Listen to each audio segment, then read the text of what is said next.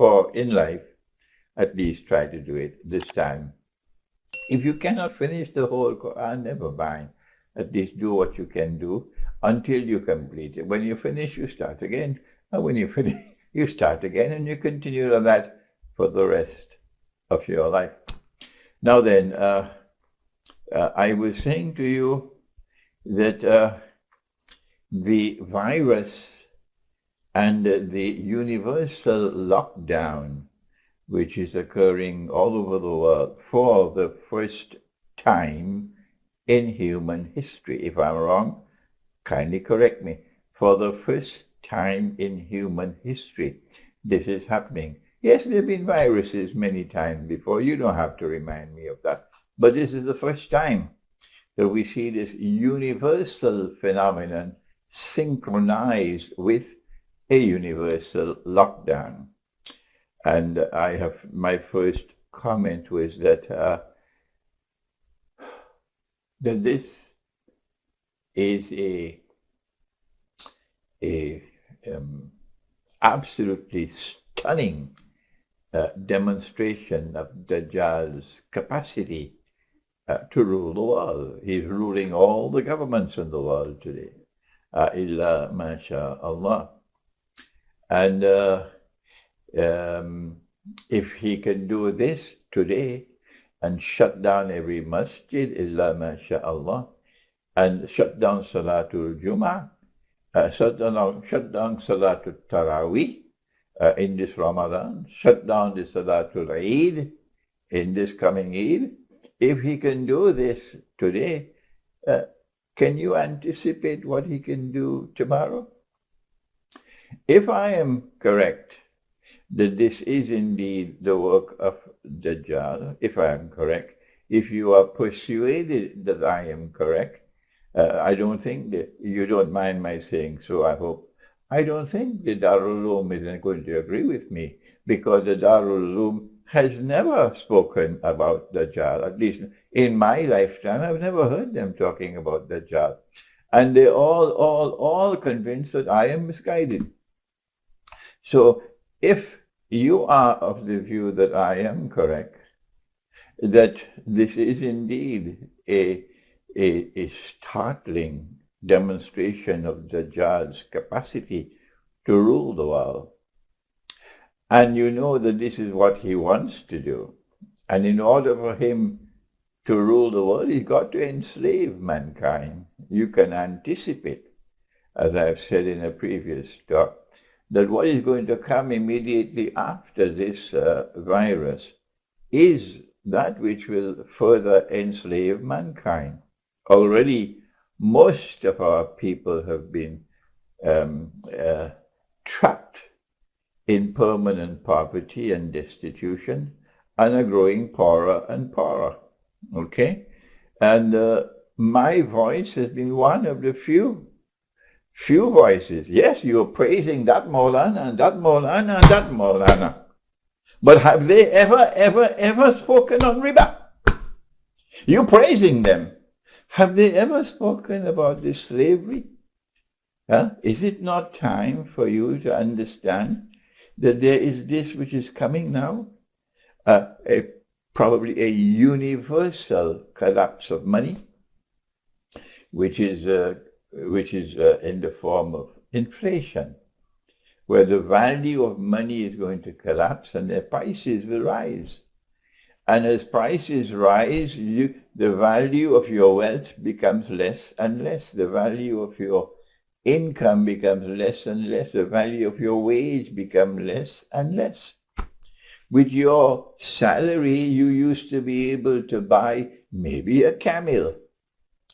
And then inflation came, and with the same salary and the same work, you could only buy a donkey.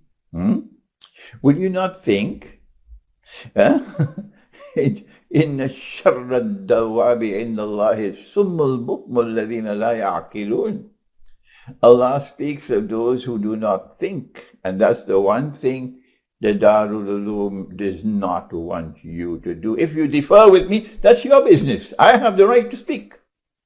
Of course I have the right to speak. And I have the right to condemn those who refuse to think. And that's what I'm doing today.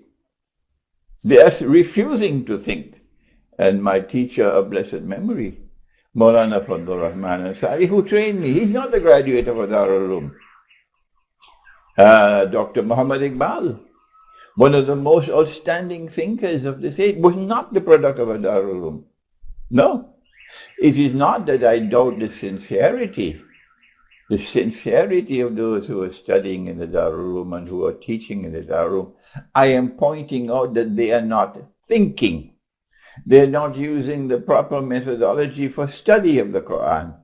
And as a consequence, they have no capacity to go to the Quran so that the Quran could explain to them what is happening in the world today. In the Quran, Allah has spoken 3 times, commanding. It's command. He says, وَلَا تَبْخَسُ النَّاسَ أَشْيَاءَ بَعْدَ أَعُوذُ بِاللَّهِ مِنَ الشَّيْطَانِ الرَّجِيمِ وَلَا تَبْخَسُ النَّاسَ أَشْيَاءَهُمْ. Don't rip off people. Do not diminish the value of their wealth and their property and their wage and so on. And this is what is happening, and it's coming now again. This is what I'm warning about, that this virus is going to lead eventually to an even greater economic collapse than we've had before. So we're descending into slavery.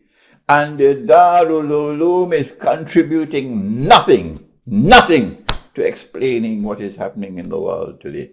And you are annoyed with me for pointing out that.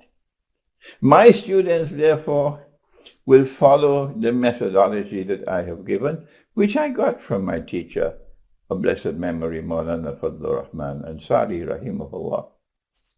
We are living in an age where, alhamdulillah, thank Allah, after all these years of labor, of my voice crying in the wilderness, after all these years when they shut the doors of the masjid for me, when they argued and debated, no, Imran Hosein must not be allowed in this masjid, must not be allowed here. And they shut the doors of the masjid to me. And they caused my lectures to be cancelled all over Britain, even in Malaysia, in this place, that place.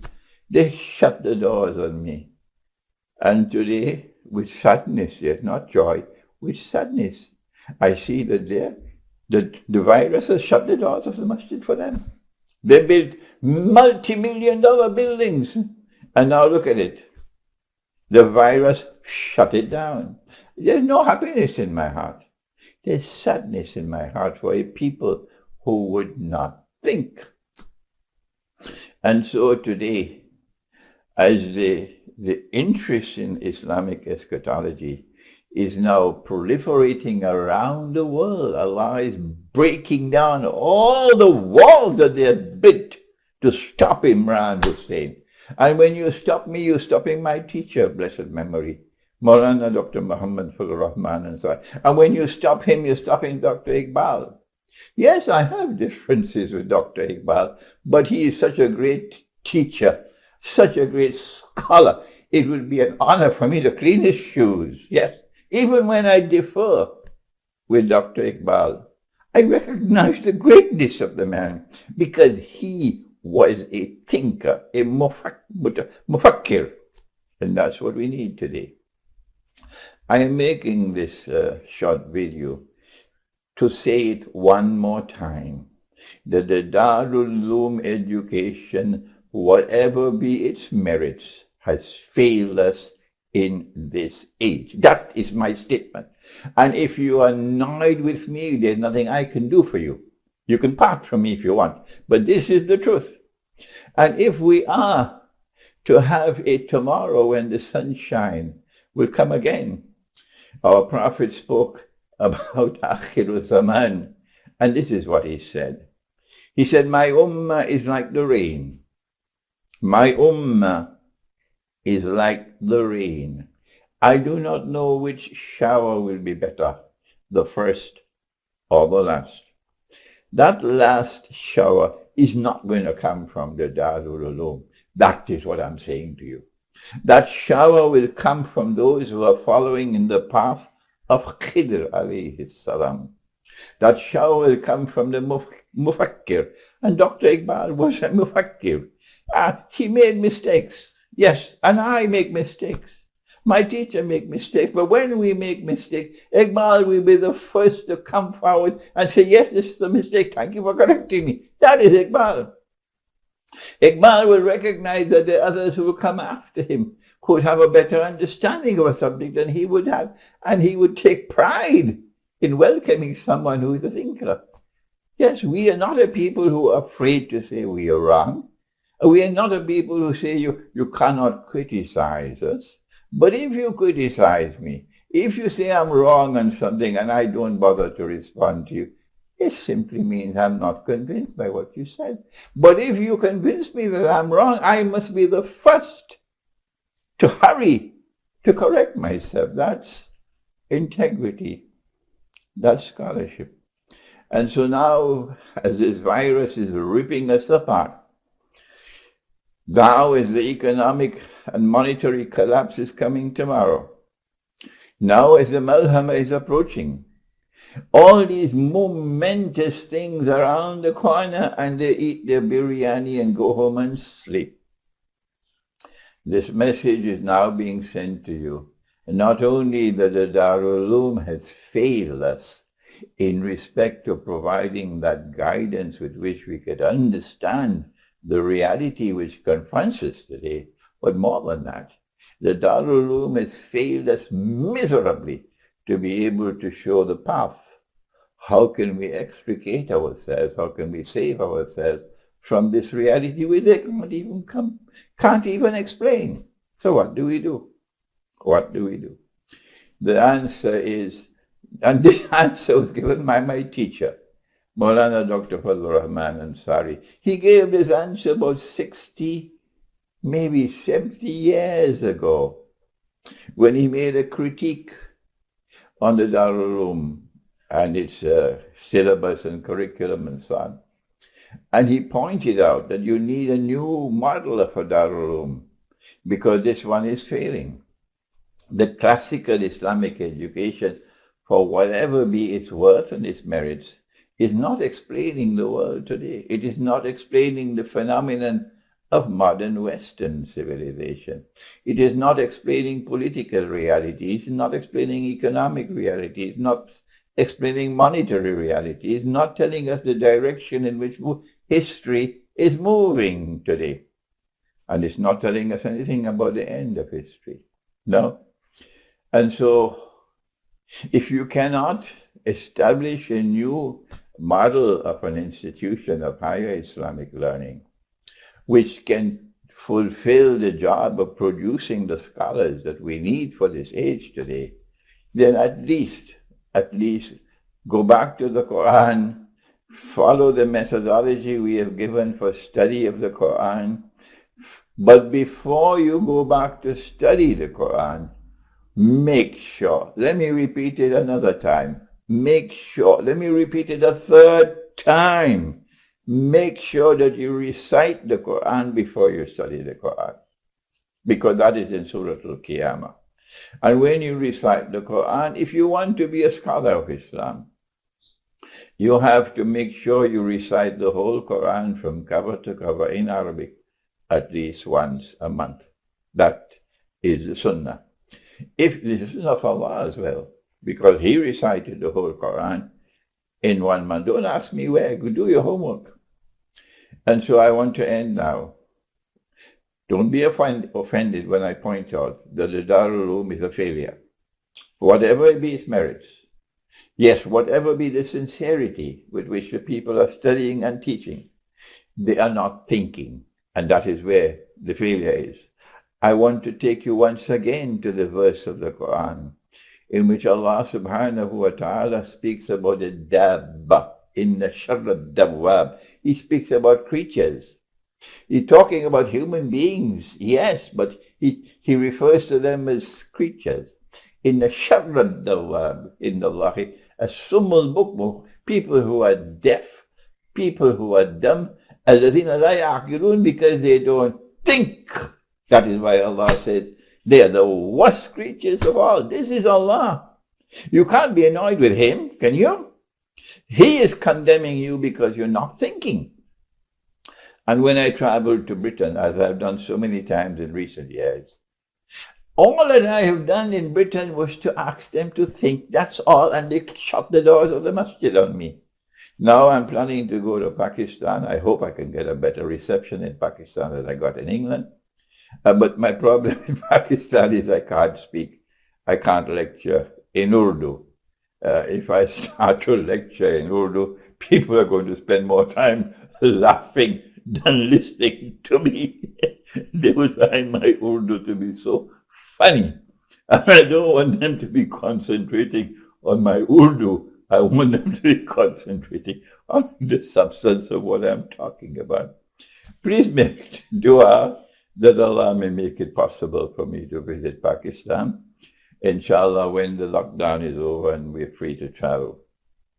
Please make dua. We have a phenomenal response now from people who are volunteering. MashaAllah, so many in one day, from Pakistan, from India, from Bangladesh, and from Pakistanis and Indians and Bangladeshis resident abroad.